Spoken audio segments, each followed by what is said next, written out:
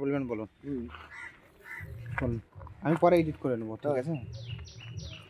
আমার কাছে আপাতত টায়ারও মাঝে মিশিয়ে পাওয়া যায়, কারণ ফাইন্যান্সের গাড়ি তুলতে গেলে ম্যাক্সিমাম গাড়িতে টায়ার ফাইন্যান্স কোম্পানিরা খুলে নেয়, সেই হিসেবে আমরা টায়ারও কিনে নিয়ে আসি।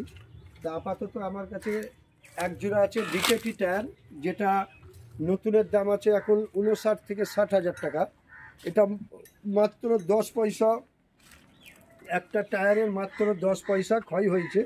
এই টায়ারটা যদি এই মুহূর্তে কেউ আসে, আমরা 42-এর আশপাশে আমরা তাকে দিয়ে দেবো, অন্তত সে 20,000 টাকার কাছে কম পাবে, অথচ নতুনের মতোই টায়ার পাবে, অরিজিনাল বিকেটি কোম্পানি টায়ার।